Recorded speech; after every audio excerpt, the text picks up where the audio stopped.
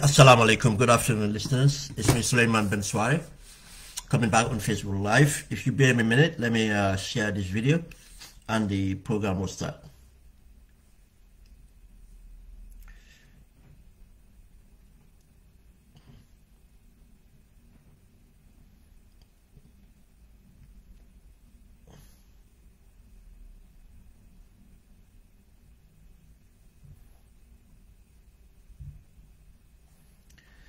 Okay, thank you very much. Today is Tuesday, the 15th of February 2022. The time just gone 22 minutes past 4 in the afternoon in Birmingham, England.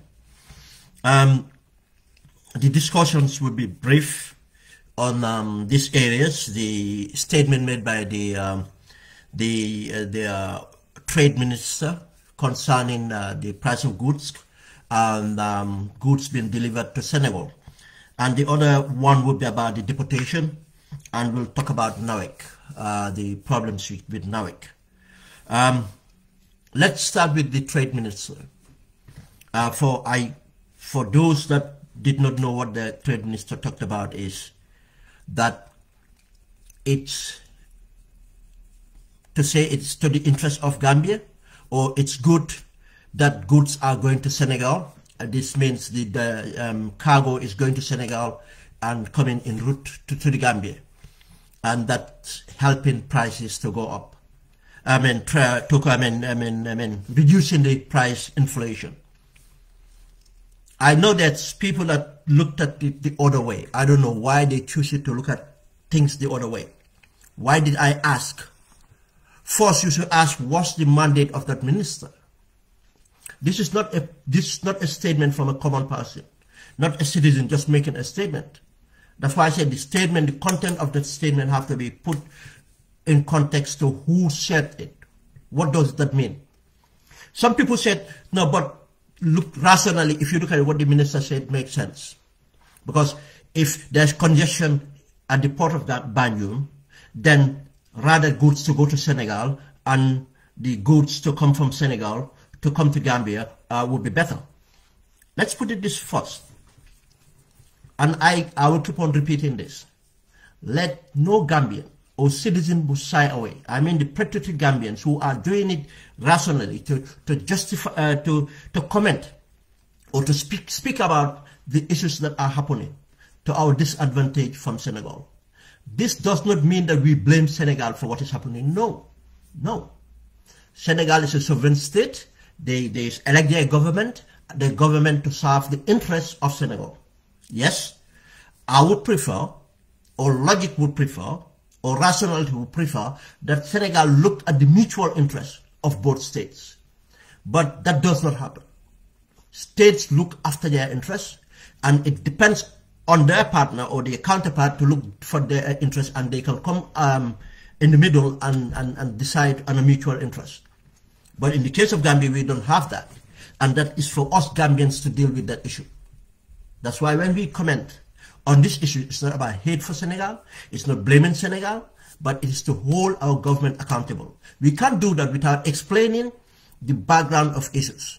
But I know there are certain individuals, Gambians do try to silence you, and do try to make you feel bad about speaking out and saying, oh, why you anti-Senegalese or not. That's a lie. Don't allow anybody to tell your story. That's your story, and that's how the best you can say it that way. Let nobody silence you to feel, make you feel to be, anti-Senegalese or being xenophobic or anything else. That's not true. Not xenophobic, sorry. Yeah. And the issue here is a trade minister or a minister speaks on behalf of the state and the interests of the state, not making excuses. And let's look at the background. What's the problem here? Congestion at the ports. We knew about this congestion since 2016. We knew about this since 2017, sorry, let's say 2017, when this government came to power. For 5 years, what did they do with the congestion? But let's look at the history of this. And I'll do it quickly. To explain the history of this is the determination of our sovereignty. Why? When Gambia was negotiating independence with the Europeans, the British, one thing, the British were not, the British were not eager for us to have our independence, because they thought we will end up to be dependent on them. Because the British lost sight of our strategic importance. They thought we are no more important in the mix of things, and now they were trying to get rid of some of their colonies in order to concentrate in their new approach of managing their state. And due to, at that time, the British were in fact subsidizing our groundnut trade in order for the groundnuts to be sold to Senegal. You see, this was going on. Now, during the course of this independence, they wanted us, they were encouraging the issue for us to integrate with Senegal at that time. Now, during the discussion, some of the founding fathers of the independent movement decided that they wanted an independence, and some did align to the extent of some sort of federation with Senegal or along those lines. They finally came to an agreement that they will go in an open forum under the auspices of the United Nations to have a discussion with an open mind to decide if it's better for us to declare independence or is it better for us to integrate. But they will go with an open mind. But in the course of taking that decision, the founding fathers decided to say this, that whatever the outcome is, if Gambia would, if they would decide to encourage the people to go for regional integration at that time, they still want to maintain a Gambian identity. And they explained the way to maintain that Gambian identity, they would want a seaport, to develop a seaport that will allow them to bring in goods from outside world, but to be able to re-export trade, able to re-export goods from the Gambia to the other mainland countries in Africa. Again, they said again, not only to have the seaport, but to have jetties along the river Gambia so that produce can be brought from the hinterlands to the capital. This is something they talked about. The second thing they said was an airport, a viable airport, so that Gambia would maintain an independence, identity. This was so important at that time, even thinking, if we are going to integrate, this is something that we want. Okay, if you look at what that identity means, it was a kind of a way of saying that, look, we are not ready for integration. Because once you maintain your seaport, maintain your airport, still what that makes is, does that is give you a leverage of independence, because of you be representing yourself. Gambia will be represented to the international organizations for aviation, international organization for maritime, and Gambia, the maritime rules and regulations, laws would be governed, and Gambia would have a leverage, and that leverage means a sovereignty, a sovereign right to water, sovereign right to other mineral resources, and so on within the territory. And the same thing about airspace and so on. Technically, I mean, you are in a better position. That's what they mean by the identity. But they finally, decided we're going to have an independence. Why the historic context? Means that we understand that without a viable port authority, viable ports, viable airport, we have technically lost our sovereignty. We have technically lost our sovereignty. It's important in that sense. Now, the Gambia economic development, the strategy, one of the, was agriculture, and the second largest potential was the re-export trade, bringing things from outside, bundle it from the Gambia, and re-export it to other West African countries, mainly Mali, Guinea-Conakry, and so on and so forth, Guinea-Bissau, and so forth, and Senegal itself. This was the second largest GDP earner for our country. This was the second, before we developed tourism. Tourism came third after. This is a very important part of what we have. And the strategy for the PPP government was to use this.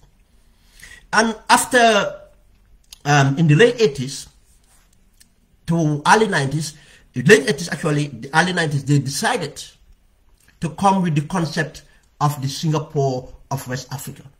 The Singapore of West Africa was the concept of where Singapore is today. If you look at the geostrategic position of Singapore in the Far East there, it's the same as Gambia is, the populations, land size, locations, and so on. Now they're thinking of doing the development the same way.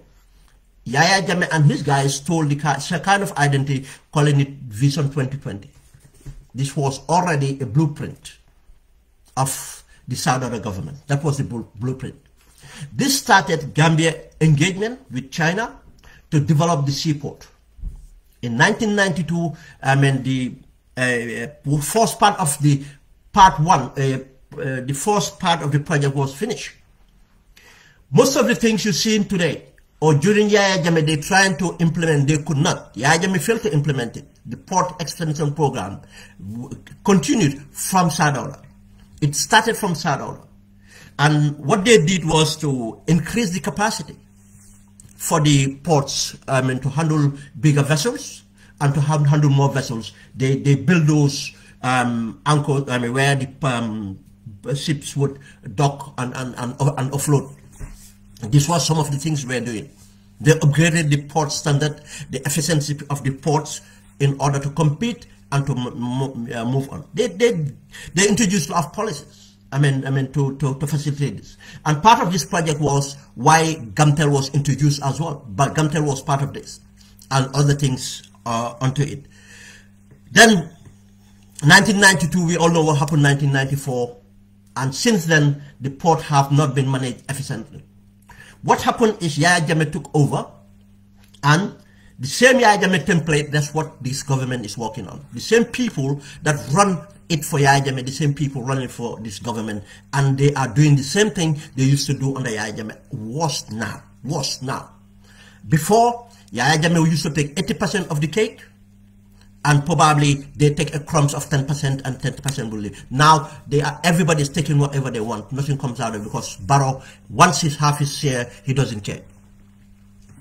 From 1994 to 2016, they tried different things to implement this project, the port extension project. It failed due to corruption, due to incompetence. These are the two issues. No two-way about it. From 1994 to now, to 2016, how many managing directors have been appointed?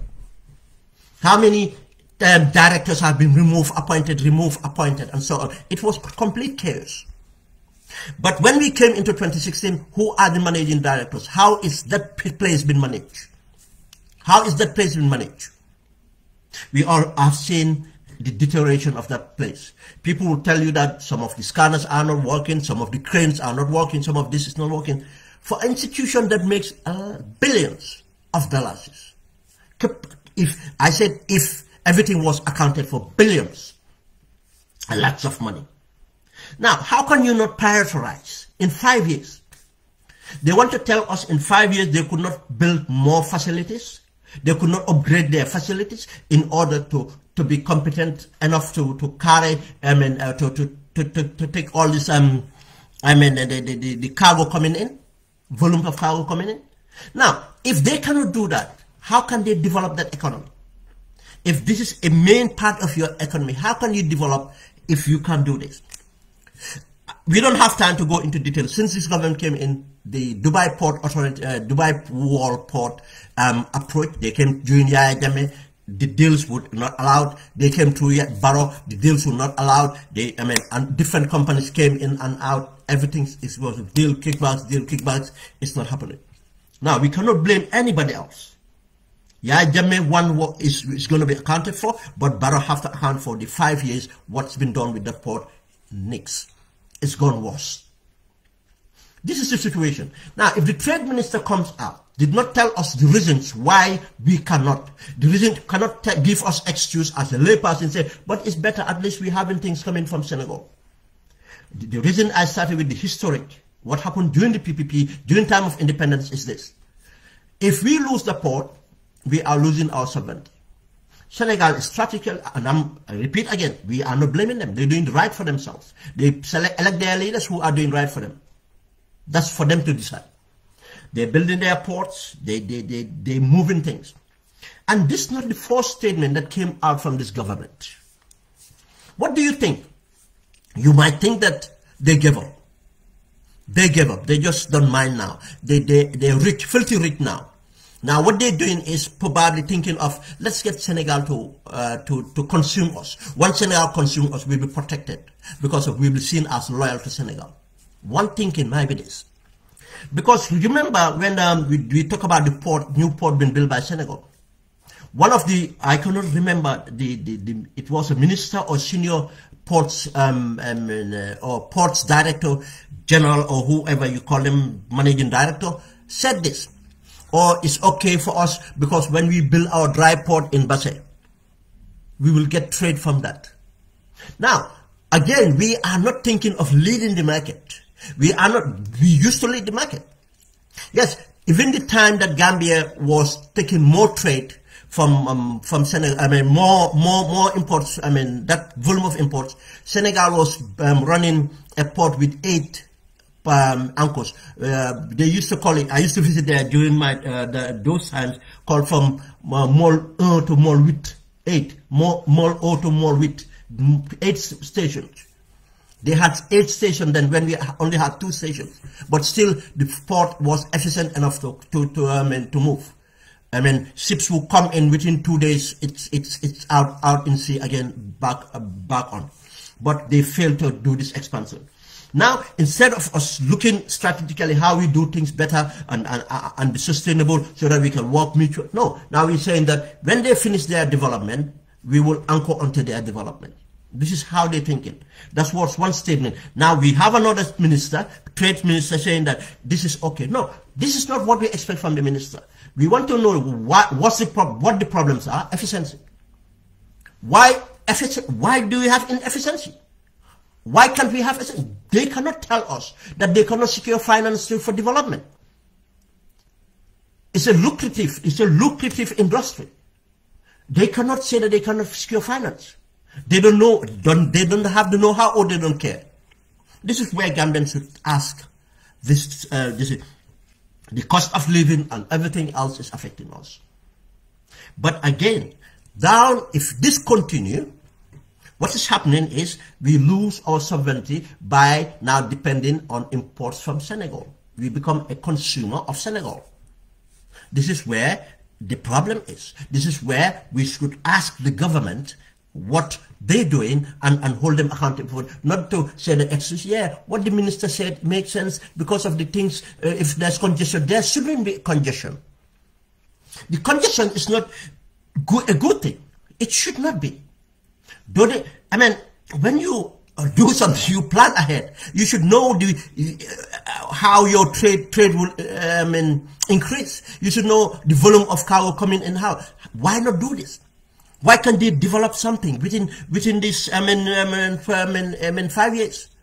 Why can't they have an emergency measure to remedy issue? Why they're doing the long term thing? This is the questions we expect from MPs. Now again, we are coming to Parliament. Make sure you think about this. Get the MPs that will ask the right questions, that will hold these people accountable. Not for a minister to come and make a statement and just walk away. That's one issue. How do they develop the country? They fail on that. We come back onto the deportation issue. Another interesting part of this government. And everything you look at, with this government, one thing will stand out: they don't care. They don't care because it's not affecting them and their families. Anything that doesn't affect them and their families, they don't care. To stay in power, they have done everything possible to stay in power because they care about that. Because if they lose power, they know that most of them will be going to prison, most of them will lose their jobs because of their criminals. And they will do anything to stay in power. But now, they are in power. Anything that should advance the country, that they are elected or they are appointed for, they don't care about that. And that's the politicians in cabinet, that's the technocrats in the country, and everything else is a kabudu. Kabudu, different kabudu. They will come to brief you about another kabudu, or this kabudu is doing this, that kabudu is doing that, but they are entirely working in the same way to do things for themselves. We saw the video, the Vice President, External Affairs Minister, Interior Minister, telling MPs that they don't actually know what's happening. Literally telling them they don't know what's happening with the system. They're trying to blame each other. No, we have not seen this. We have not done this. For a government tells you they don't work together. They don't work together, no. And they said all of them belongs to the same committee. They cannot tell you what the committee position is on this main thing, why they formed the committee. The reason they formed the committee, they cannot tell you this. And let's go back into history. And I'm not going to Yahya Jammeh. I'm coming to history of 2016. Let's call it history. 2017, we all remember that the German president visited the Gambia. Why?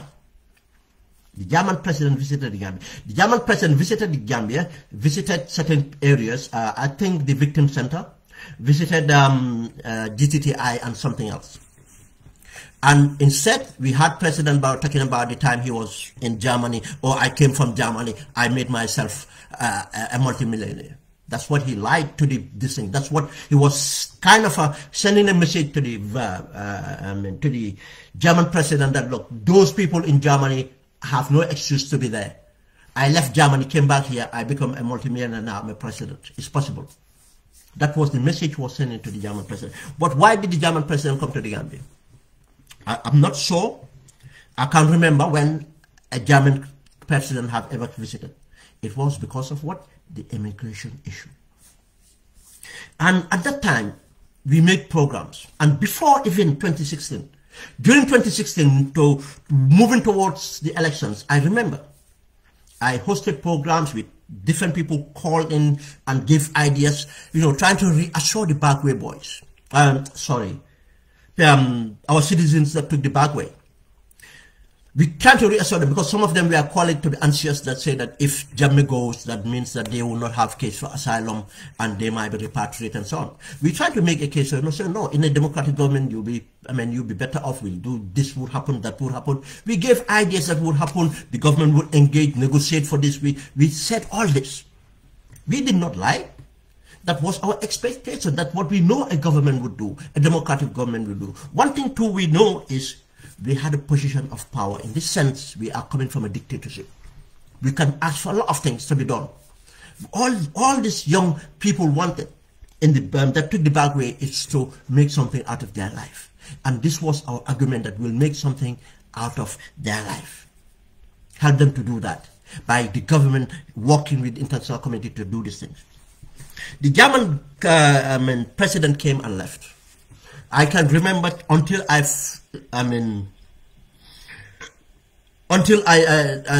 did not follow again. It went almost 2 years.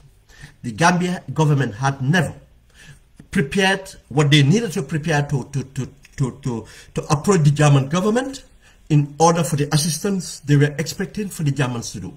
When the German government, German president came to the Gambia, he visited Gambia, he visited Ghana, and I don't know which other African countries. Ghana, in 2 years, Ghana benefited from a whole range of things that came to the country in order to help build their capacity to keep the youths employed and engaged. So lots they benefited from. They were ready straight away. They set into action. This government, and I don't think up to today, they have done a follow-up. They have produced got anything from it. They don't care. What they did instead was, Isatou Touré was trade minister. They went on to take some 30 million euros, 20 million euros here and there, and they lied about training youths. Few youths were trained on satellite installation. How much does it cost? And other, non-jobs for that matter, non-skilled jobs. Technically, they say they train the youths. The Isatou Touré was asked in Parliament how many youths, he cannot account for them, were trained on this project. Nothing. Absolutely, they took the money. And most of the money was spent on what? Conference, travel, and per diem, and stuff like that. That's all they do. These conferences, they inflate the budget to get, to get kickbacks. They do things like that. That's all they did with that money. But nothing absolutely. Now, what happened now? This is very revealing. When we talked about, I said 2016 we talked about this, and when they came in, we keep on saying this government can negotiate. You can negotiate. It's not about you forcing the German government. It's not about you forcing another country or not. But you negotiate because they have an understanding. They are trying to deal with a problem. Give them a solution to the problem. That this is so much we can agree to do this way because we cannot take the risk of this and that. And I'll tell you, they will listen. They would have listened. How much it costs them to keep someone in an asylum, this thing. United Kingdom, I don't know for Germany or others, but I tell you it's around the same thing. It's about £30,000 a year. £30,000 a year. That's what they estimate. It costs them one person to be kept in detention for 1 year. You think if they don't think, they will not think of doing something different? If you suggest something that makes sense, that will not cost them that long and the issue will be dealt with? No, we don't do that. They don't do that. They don't care. If they go out there, what they do for negotiate something for themselves, so that they can send their kids to Ivy League universities. They send them to anywhere to do things. They'll have money, invest in business themselves. They all have businesses in Gambia or Senegal. They buy properties outside the Gambia and others. That's all this government have been doing. Tell me one person who does not acquire properties outside the Gambia. Or that's what they do. Tell me one of them who have not get rid of their entire family out of the Gambia. They know the realities of that country. But they don't care about the people. Now, if MPs can go and negotiate and have a kind of an agreement, but obviously because it's not MPs to do that, they ask them to get their government involved in order for this to be secured. if the German government would listen to our MPs to do this, you think the German government would not have done that with the ministers these past years? But what happened, even with the MPs going that far, I said beyond even their responsibility, to negotiate for this thing, and it was made to them that, look, we cannot give you guys this, because yes, it's possible, but you are not the ones to negotiate for this or this. We need your ministers to do that. What did they do? They disregarded. That's not something that they're interested in. What they're interested in is something that will come directly to them. Okay, give us 20,000 euros so that we can prepare for them. They're lying. They'll never prepare for the youth. Most of the intervention that happens comes to IMO, not government. Most of the intervention comes to IMO, and that's just a little to help these young people settle. They don't care. This is the situation with this deportation. Just as when you go about the Ports Authority, they don't care. They know where the problems are. There shouldn't be a problem at the ports.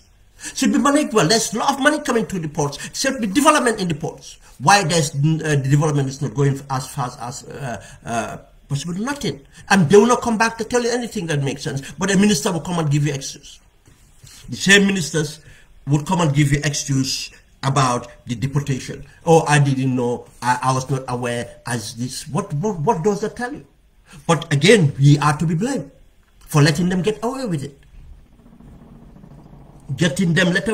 I know if you talk about the people to stand up to themselves here, they said Ben Swale and others are the one inciting violence. What violence? What violence? You think this is sustainable? You think this is sustainable?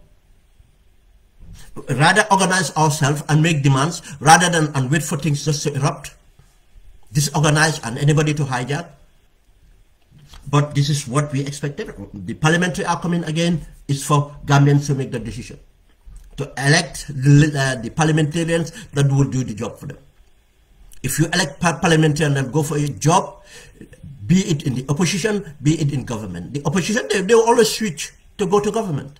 Or they'll always comply with government in order just to maintain their peace and tranquility and get the paycheck, the cars and allowances coming with it. What we expect is the elected members that will make a difference, that will make the government uncomfortable. That's what we ask for. That's what is asked for. And to deal with these issues, we need something have to be done. Not only the politicians, but civil society need to do something, and individuals need to do something. People need to do something. People need to stand up. Now, there is an issue about cash flow. I say again, it seems there's a problem with cash flow in this government. Recently, we have seen the army, civil servants, teachers and others are not receiving their allowances. We have seen the teachers going on sit-down strike. We had the army make some noise. We had other quarters make noise about their money not received. What's the reason behind this? They cannot tell us it's an error. That's a lie. Is it a cash flow problem? Again, we don't have the MPs going out to find out. We don't have the journalists going out to find out. We only have few journalists that take their time to do an investigating this thing. We have to, yeah, we have few of them. But mainly, they don't care. They are part of the PR machine for the government, in fact. They call themselves independent media. They're not. They're part of a PR machine for the government. Now, the problem we have in this, is it a cash flow problem? Why am I asking this? It's plausible. Because I know there's a problem with the tax receipts. Since October, 5 months now, Gam petroleum problem is not resolved. We are importing petrol from Senegal and other places. And the petrol we order, it's not been, there's no tax levied on it. There's a tax waiver. There's no tax levied on it, because if you levy tax from these sources, the prices would just go up there. Now, to avoid those prices going up there, they're not levying tax on these sources. And it's gone over five months. How much tax revenue have we lost for 5 months? Have any MPs found out this? Have any civil society organization found out this? Have any journalist go and find out how much tax did we lose in 5 months because of what corrupt people did and to borrow himself? All this corruption will find itself to borrow. All this corruption find itself to borrow. What did they do? Now we are sitting here and just trying to blame each other or looking for excuse for government.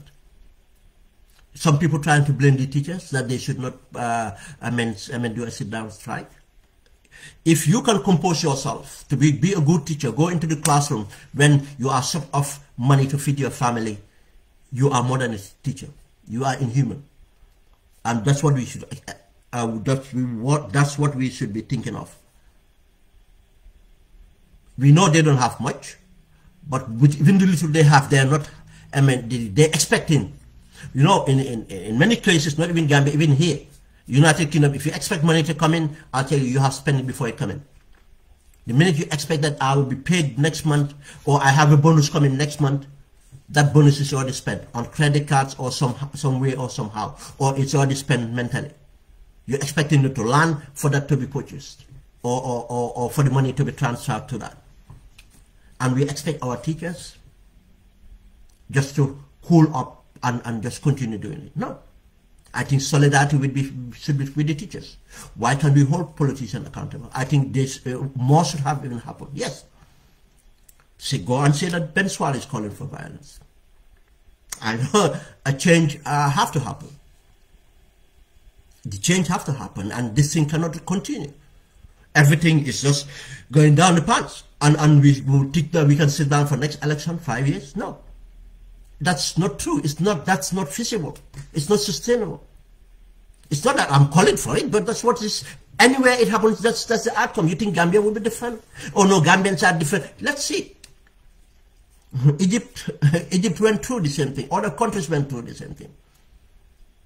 And they thought they would never do anything. But there's something that will break the camel's back, and will just be a straw. A straw, because the camel is just carrying so much. What Olaf said, I mean, they will push back. The people will push back. And it's just getting late. Be food prices, be anything. Be transportation, be anything in that country is a problem. But we tend to pretend it's not a problem. Especially those that support the government or campaign for the government say, oh no, every country is affected. That's a lie. If any country is affected, as Gambia is affected, people will come out of the streets. Any issue that affects the people here, people come out of the streets to do something about it. Yeah, prices are going up, but people are expecting things to be arranged. If the government fails, you see the people in the streets. Go and look at what happened during the crisis. Just go and look at the history again. How many governments fell in Europe? How many governments got changed in Europe due to economic crisis? And you expect Gambia, that's not going to happen to Gambia? And let's see how these things would go on. And I wrote a post the other day, and that will lead me to Nawek. The post I said, thinking in my mind, was South Africa to Zimbabwe as Senegal is to the Gambia. What do I mean about this? Zimbabwe went through a very similar. You know, I'll say this again. I mean, I'm not saying it for the people with common sense. I'm just saying, caveating it to show that those people that normally run with a cut-off statement, and use it somewhere else, they will just expose themselves. When I give examples, and I know when logical people give examples, it's not exactly the same thing happening or going to happen. But a similar thing is likely to happen or had happened, or situations are very alike. This is where the comparisons comes from. My comparison of Zimbabwe is about corruption and incompetence. You see, Mugabe did a lot with all the evil things he did before, with the opposition and everything. Economically, he did a lot. Zimbabweans become one of the highly educated Africans, very productive. The economic was doing far better than most African countries. It was called the bread basket and everything else. due to the economic policies he had in place. It's always policies. And it happens now, because of his corruption and overstaying in power, things started to get difficult. Instead of doing the right thing, that he is tired, the system is absolutely corrupt, give way to a new dispensation. No. Mugabe tried to manipulate the situation by doing what? By creating another problem to divert the attention from him and his ZANU-PF to this problem. And he had the background, perfect background to do that, because there's a historic issue about farmland and the people. And you have what we call the veterans. These are the people that fought for independence or were present during the time of independence. And these militants were the supporters and the backbone of the ZANU-PF. Then the MFDC, don't quote me, it's been a while, I've not looked at Zimbabwe, but I think it's MFDC, Movement of Democratic Congress or Change. Forgot the leader, was a unionist. Now the unionist came out and built an anti-establishment platform. That's the MFDC. And the MFDC and the new generation of Zimbabweans who were not satisfied with the situation in Zimbabwe, educated class and others, came out to challenge Mugabe. And Mugabe feels threatened about the new generation of leaders coming out to challenge him. What he did to solidify his position, he evoked this issue about land redistribution. This same Mugabe was the person who technically stalled the land redistribution policy that the opposition, Nguma and others were trying to push. He went and befriended the whites of South Africa, the whites of Zimbabwe and the English monarch. And he was visiting here, United Kingdom, with the Queen doing everything in United Kingdom and friends of United Kingdom. He was seen as a very progressive person because he allowed the situation, status quo, to stay the way it is. Though they had stability, they had prosperity in it. But now, the same person wants to turn around to be an anti-establishment, to push the new force of anti-establishment coming onto him. That's only to sustain his power. Now he have lost his marbles, he have lost all his integrity for what he stood for. Now he got a wife who just overtook him. Now they go partying, they go buying properties, spending money, Zimbabwean money, and the ministers were doing the same thing. Corruption just engulfed. Now nepotism came into play. Now he doesn't trust any independent person. He wants to see loyalty. And loyalty means to him, not to the state or to the people. It's about allowing him to do whatever he wants to do and to be someone who will be there forever. To the extent of not him being forever, that when he leaves, the wife will take over the ZANU-PF. You see? This brought a lot of problems in Zimbabwe. And because of everything was done to appease and to stay in power, rather than to do it right, land distribution could have happened one way or the other in a sustained, stable way that the economy would not be disturbed or destroyed. But he just went and allowed this takeover of farms and no capacity build, no structures, nothing built for this takeover. Obviously, it affected the economy, and that's how the economy plunged. And during the plunge of this economy, there's something as we have West Africa, as we have the ECOWAS, they have the SADC, and SADC is a boys club, just as ECOWAS is a boys club now. SADC is a boys club. They support each other, head of states. And because most of the SADC, they fought independence together, they are comrades. They call themselves comrades. They support each other and they see things the same way. But one thing was happening. With all these things, South Africa came to the rescue. South Africa came to the rescue in the sense that South Africa was supporting him.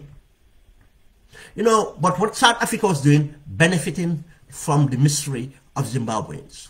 South Africa started to export food cultivated. The white farmers that left Zimbabwe, some of them moved to South Africa, cultivated the food, and now exporting that food to Zimbabwe, when Zimbabwe farms were bankrupt. You see it now. 1. 2, South Africa started to supply power from their, I forgot their company, the energy company, this thing, supplying the excess power to Zimbabwe. They supply excess power to Zimbabwe to the extent they started to have power problems in South Africa, because of it was lucrative to supply power to Zimbabwe, because they were charging more to Zimbabwe government, the utility, than they can charge in South Africa. Now, most of their what's on, not the surplus on their grid, they were actually using transmitters, building transmitters to sell, because it's a private company, to make money. Until it started to hurt the South African people, then South Africa government put its type over it. Now, just to keep to the excess on the grid power. Next minute, the Zimbabwe currency collapsed. Hyperinflation collapsed completely. What happened? South Africa rand started to be used in Zimbabwe. Do you see the trade deficit? Now, South Africa economy benefited from the mystery of Zimbabwe. Rather than support Zimbabwe to be a good government, to deliver on things, no. They technically encourage. Like you have a spoiled child. Instead of correcting the spoiled child, they're making them, no, you just let them.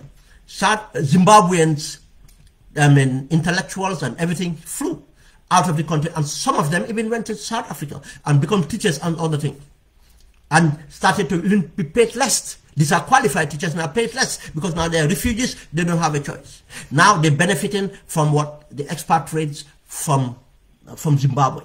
They moved there. Everything else were depending on South Africa. This is the comparisons.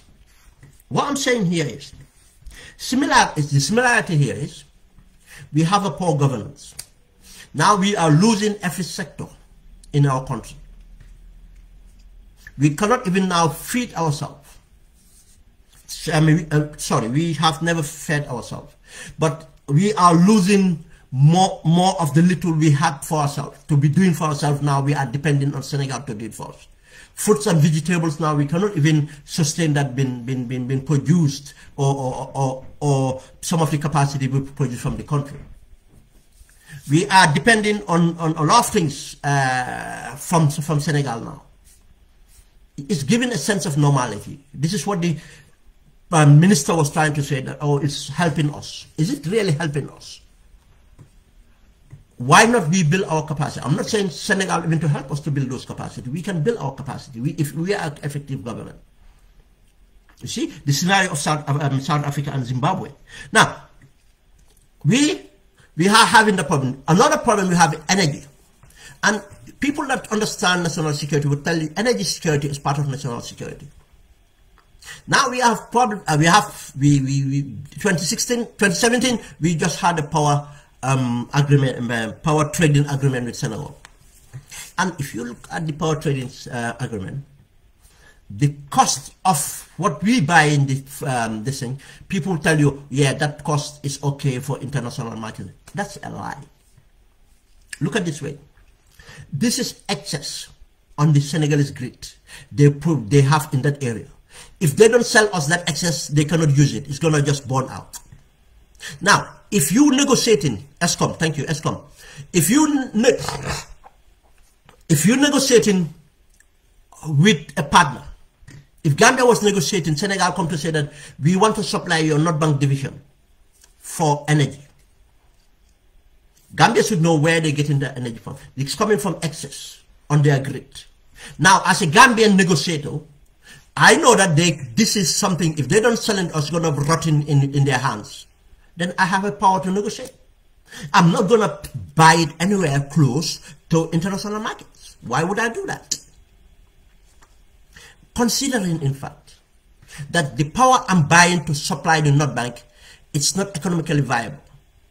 Because most people in the North Bank cannot afford We are bringing this power, but people cannot buy the power transmitted in order for it to make economic sense. We don't have industries in the North Bank.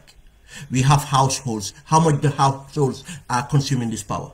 You see, this explains the problems we have. Now we went to negotiations because at that minute, technically we have a gun in our head.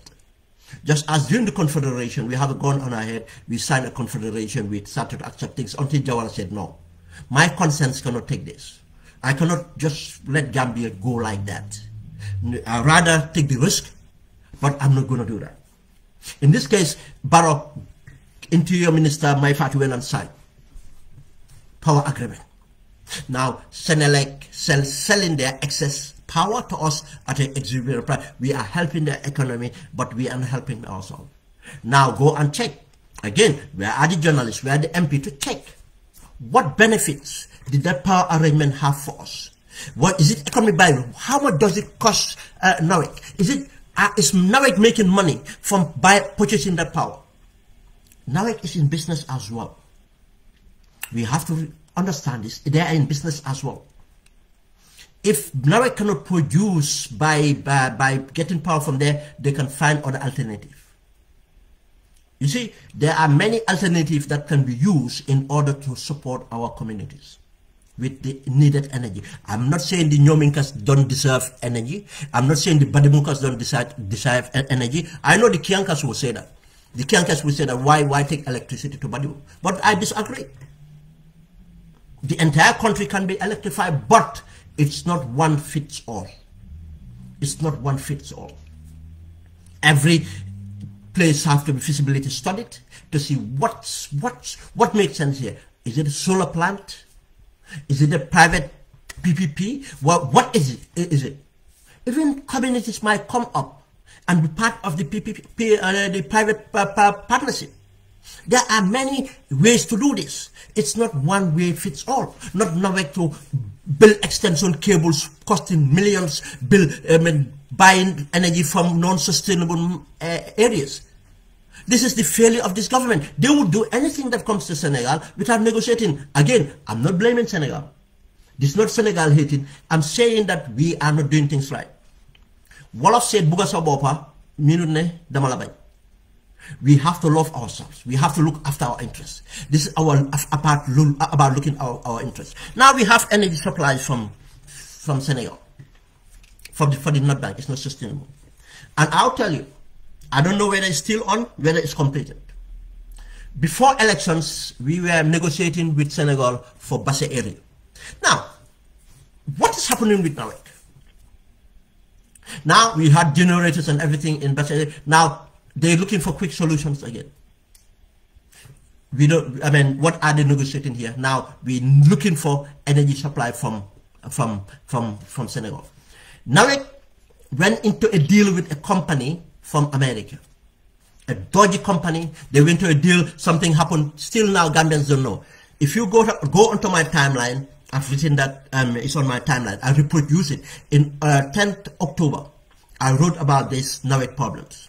And I said NAWEC was not going to get better because of the hands of Adama Barrow is everywhere in NAWEC and with the NAWEC management and board. It's not only Adama Barrow, the management and board are accepting what Adama Barrow is doing. They are benefiting from it. I'm not saying blaming Adama Barrow only. They are benefiting from what is happening. That's why too Adama Barrow is leaving them in place. They are all, it's just a kaburu. And this company did not deliver the energy supply they meant to do for Basse. Now they are to look to Senegal. Now, if Senegal take the North Bank, Senegal supply energy to Basse area, where else would be? I'm coming to that. That's energy. Now we have our petroleum. Look, guys, I'm not a petroleum expert. I'm not a geologist. I'm not nothing of that. But I can understand dynamics. I understand world politics. I understand a lot of things that happen. What I'm saying is, I think a competent government would have come with better answers. We cannot have all our wells, because geology is not something that decided by Gambia or Senegal. Geology have happened that all our wells, prospective wells, are adjacent to Senegalese well. But it happens that none of our wells are viable. But all the Senegalese wells are viable. That's what I'm going to say. I'm not a conspirationist or anything. I'm just critical here. But we know the extent that Senegal is going to secure their interests. We have seen the case of Guinea-Bissau recently. They went to the extent of destabilizing Bissau because of they used their influence on the president to sign an agreement with them. That's to share the oil wealth without the approval of parliament or any other commission within the country looking after the interests of the people of Bissau. The president alone cannot do that. And the president was hiding this as a secret. What else can they not do? This is just a critical thinking. It might not be nothing. We might go and find out, oh, everything is on board. But as citizens, what we do, hold account and expect things to be looked into. Until we do that, that's why we need a parliamentarians that will do that and make sure, again, this parliament coming, not what political party they are, who the candidate is. Who your candidate is, that's what's important. Would they go into parliament to help reduce this damage? They cannot fix it to reduce this damage. Now, we have the oil issues here. We have, supply of petroleum. We have supplies of food. Now, our main cargo, general cargo, and this cargo might be medicine, there might be this, might be that, is diverted now to Senegal. I'm not blaming Senegal. But the failure of our government this way and so on, it never been an issue. I remember when Senegal used to come and collect stuff from us. One of the reasons, they said the transaction cost. Why can Senegal have a cheaper tariff than us? Why can we reduce our tariff to be competitive? Why can we adjust other things? That's what I'm saying. The corruption is there. They took a lot of loans. Now they're going to service most of those loans, and the money coming in is not being put to government coffers. We are having problems. The corruption, that's why we cannot afford to lower our tariff to be competitive. To be competitive, we cannot do that. We are not doing that. Now, that port problem is an issue. Another problem issue is the issue of medical tourism. Now, where is the 5-star hospital that they promised at the elections? Now, your teaching, school of nursing, school of nursing, to teach the nurses is closed down because of what? Lack of funding. I did not say it. It's there. Close it down because of lack of funding. But the president don't have a lack of funding. Any other ministry don't have problem lack of funding. And we all know what's happening in our clinics and hospitals. Now Gambians are just traveling. Now they have an air ambulance that comes to Gambia. Now they have a land ambulance that come to Gambia for those people that cannot afford to hire an air ambulance, hire a land ambulance to Senegal's hospitals. Now the Senegalese wards and private hospitals are this by Gambians. You see, now you see the parallels now. Everything is been done, and we are seeing it, or a minister is seeing it as a blessing. They are benefiting from it. They are benefiting from a mystery, but we are causing our mystery ourselves, just as Zimbabwe was doing it. Where did it end? It continued. Now, our security, you see, and this is the most important part. Because our failure, I'm not blaming Senegal again, failure of this government to reform our institutions, reform our security, deliver an effective government. You know, security, I know when we talk about security, we just run for security reforms. Yes, but why do we really concern about security reforms? Is because of the eventualities that can happen. The problem is effective governance, good governance, because of they are not sure. You know, when you have legitimacy, by people voted for you or this thing, appointed you, but your competency make you doubt your legitimacy. Or you doubt your legitimacy because you're not delivering your mandate to the people. Legitimacy is bound with mandate. You have a mandate. The legitimacy gives you a mandate. Now, if you fail that mandate, what happened? The social contract is broken. And the social contract is broken, some things do happen. People do protest. People can unseat you. People power can unseat you. then the other bit you afraid of is what? The security sector unseating you, because it will only be, apart from the people power, it's the only institution that was equipped to come and get you out. Now, because of the failure of this government, 5 good years, they cannot be trusting our security. That's not for the people. The people did not mistrust the security. The government did not. Barrow did not even, his household did not even trust Gambians. And you serving Gambians. He did not trust Gambians, I mean, with anything. That's why he still get 𝐾𝐲𝐬𝐧𝐠 and still thinking of keeping 𝐾𝐲𝐬𝐧𝐠 forever.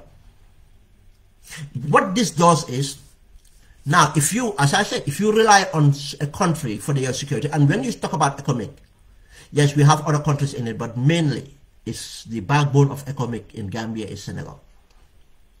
Now, if you have Senegal as the backbone, and now you negotiate with this person who guarantee your security, what do you think happens? I give this scenario. When a woman is weak, the woman doesn't have an income, the woman doesn't have self-esteem, and woman decided, the woman lives with a husband or a boyfriend or a man or a partner, you expect that woman not to be abused? In most cases, will be abused. Because the reason some people are abused, because of these things are present in them. The only thing that stops the abuse is when they have their independence, when they have their self-esteem, when they have that confidence. But you have no self-esteem, no self-confidence, you're scared of your own people. Now you sit down with those people protecting, giving you all this protection. You want to negotiate with them? You said, yes, sir. Oh, I want the oil concession signed this way. Yes, sir. I want the border demarcation to go this way. He said, yes, sir. I want this trade this thing to go this way. Yes, sir. Up to our fisheries. The most ridiculous is fisheries. We have the same waters. You have more nautical miles of waters. No, you ask me permission to come into my waters. Not only come to my waters, you license other companies to come to your waters. We allow that. And we find out the latter part in the parliament that bill was not, agreement was not ratified again. And still now we do not hear about it again. You see, what is this doing? It's bringing us back to what we said. My analysis here, or my analogy, or my comparison here to Zimbabwe, to South Africa. And Gambians, I am appealing. This is no hate to any individual Senegalese, not even the Senegalese government, but this should be an outreach to our government. Hold them accountable. They are responsible. I am a Senegambian in concept. I am an African citizen. I look, forward to one day our, next generation to witness a unified Africa. That's what we aspire to. But it will have to start somewhere. And no better place than Senegambia. But it should be in equal footing. Yes, we are both sovereign states. Equal, in a sense, means, what it means, mutual. But we have to, if Gambia cannot live up to expectation, we don't expect to have a mutual interest bound together. Senegal will be the dominance. Our interests will not be protected. Our identity will be lost. Our sovereignty will be lost. And when we become a region or whatever it is, what does it do? It bring about instability. Just as we see the instability in Casamance. We hear some citizens in Casamance and talking about, oh, they were a different nation. Imagine what the Gambia would be into this. That's why it's not to our interest. But we should have an outrage to make sure these things are ratified. These things are balanced up. None of these things looks like it's going to get better. Because of the people responsible, and they don't bother. Now, that's why I said, I think it's got to them that they have lost hope, that they cannot do anything better, but they have got enough. Now they want to secure this, and their government, anything it means, the Barrow for him is to stay in power, because he fears losing this power. Now thinking that with Senegal and probably Senegambia integration, any way or how, would be better for him and his people. And I know there are let's say 2 to 3 kind of mindsets out there in Gambians. One, people that resent Senegal because of the notion that Senegal is empowering Barrow. Yes, you have right to resent Senegal, but I'll tell you that misplaced priority, turn that around to Barrow, because that's where the change can happen. Resenting Senegal doesn't bring about any change. To Barrow and channel it strategically, that's what would change.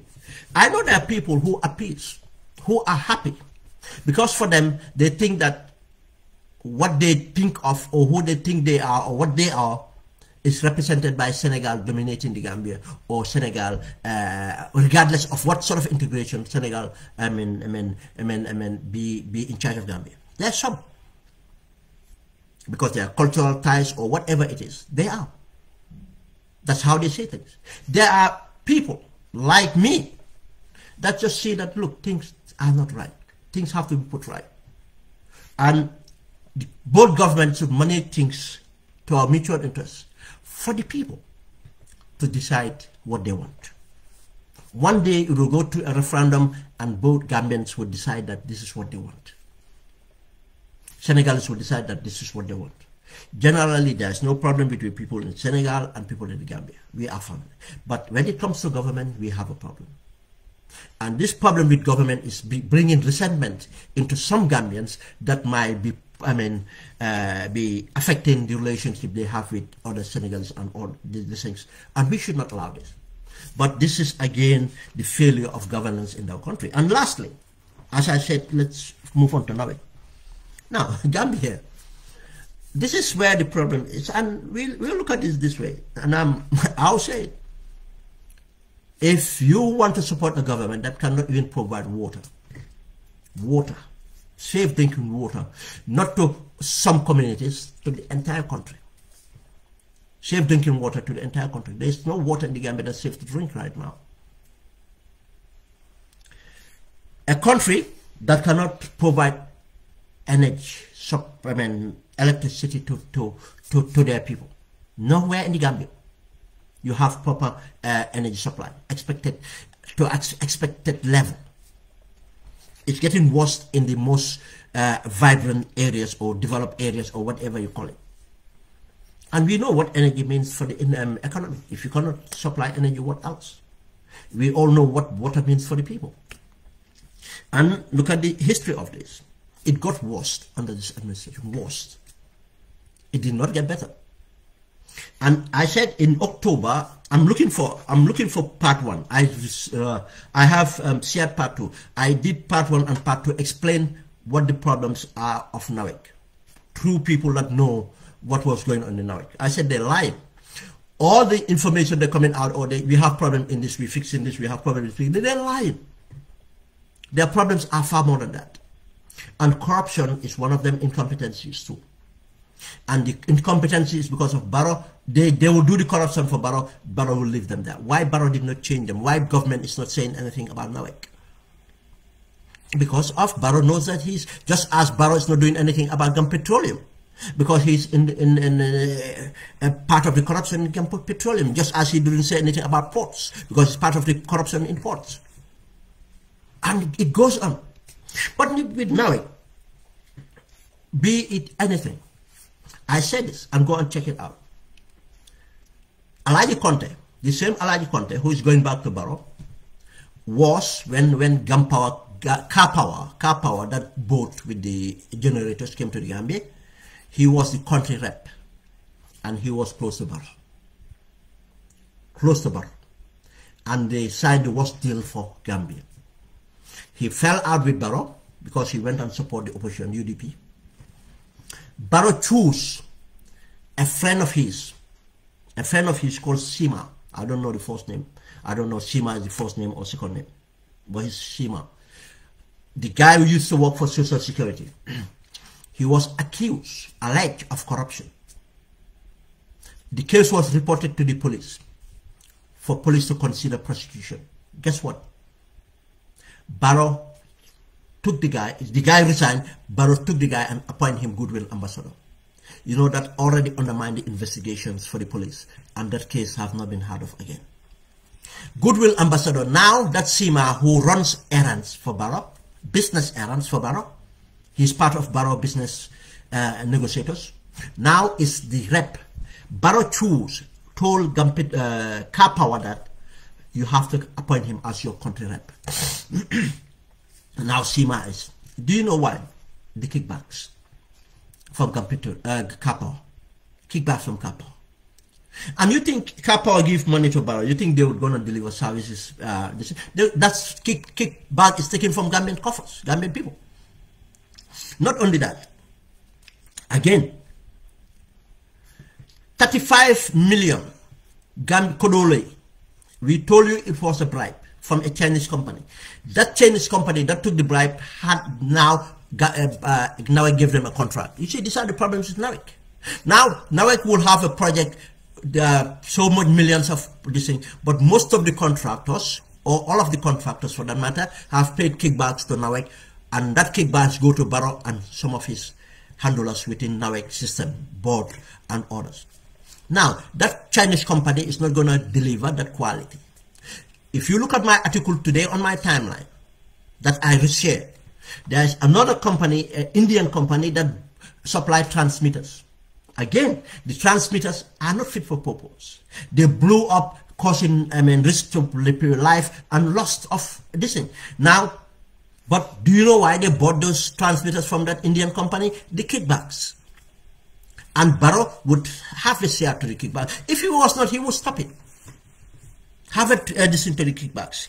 Now, that's spare parts. I'll tell you, spare parts, contracts, service delivery, kickbacks are going. This is evidence.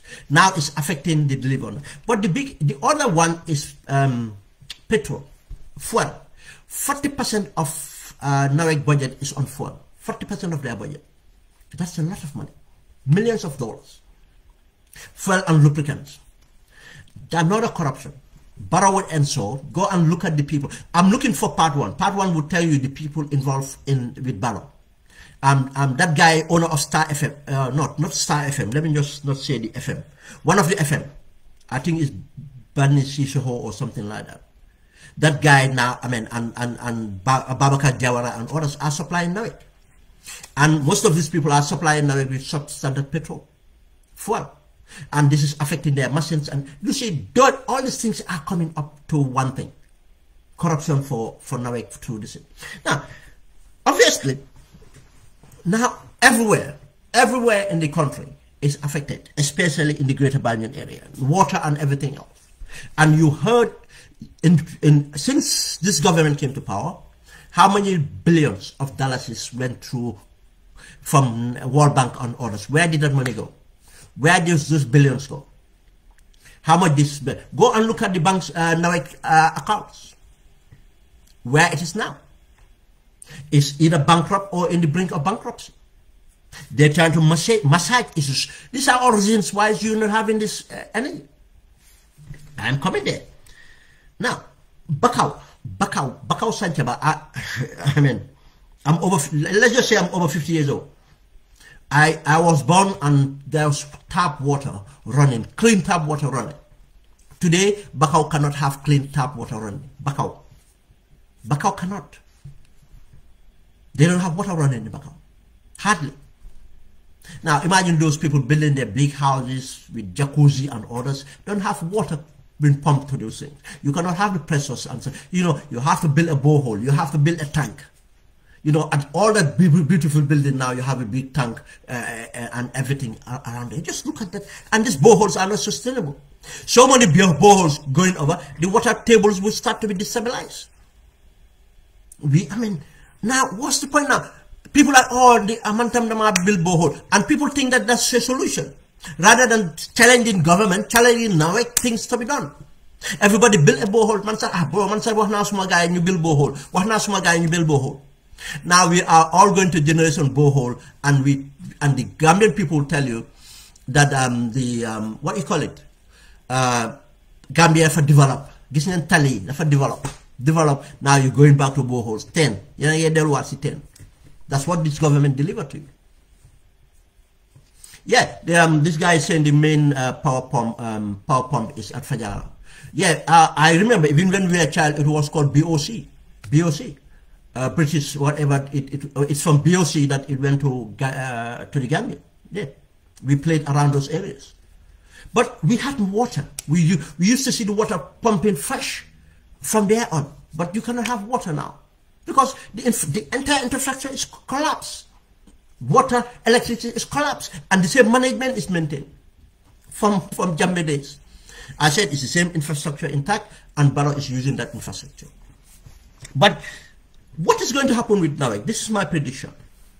Soon, you will hear that, oh, they're privatizing NAWEC. And I know some people, I say, we're privatized NAWEC. Be careful what you wish for. They're privatizing NAWEC. And if they say they're privatizing NAWEC, guess what? A Senegalese company or a French company, you will be the person of interest. And the privatization will not done right. They were going to give it to them chicken change, and they get their kickbacks, and that company will come in. They might bring in efficiency, but what would happen? We will pay far more than we should. Why? Why should we go through that? When things can be delivered, things can be delivered. But until the corruption, the culture of corruption and everything is taken out of NAWEC, the incompetency is uprooted of NAWEC. But you don't hear that outrage from public, you don't hear that outrage from government. Because do you see Gambian newspaper printing things about NAWEC? No. Because these are all, you understand these corrupt people, how they control these things. The oil suppliers are controlling the newspapers in the Gambia as well. And they know that they don't want NAWEC to be criticized because of it's good for them. You won't hear any criticism. This is the problem we have, this state capture we have. And next minute, our total electric supply will be dependent on Senegal. Now, look at Gamtel. Our gateway, again, we are dependent on Senegal. Now, that's our backdrop, that's our backup. Which country have a backup to another country? Why do we need these things? When we started telecoms, we were more advanced than Senegal. Now they're more advanced than us. But Yaya Jammeh came and break it, and Barrow just finish it up. Finish it up. Go and ask where the money is going from the gateway. That money that needed to be invested in Gamtel. Go and see the management of Gamtel today. Who are they? Running around Barrow, supporting Barrow. That's what they have. Now, this is the problem with the country, and these are the problem with these issues. And I said, it all boiled down to what? Barrow and his cabal. And his cabal, that's all that's what they are. They don't care about Gambia or what happens to Gambia. They have looted much, and whatever happens, they will just see how to save themselves. And save themselves might mean, let Senegal take over. Let Senegal take over, and then they will be safe. That might be their thinking. I'm saying that might be their thinking as things are. Because it doesn't make sense that all these things are happening and they just neglect it because of their taking kickbacks. And they continue to take kickbacks in anything. And Senegal are doing what's right for Senegal. They are coming strategically, taking things. And what we try to prevent from independence is going to happen in a worst case scenario. And that's not even good for both countries. Thank you very much, guys, and have a good afternoon. Thank you.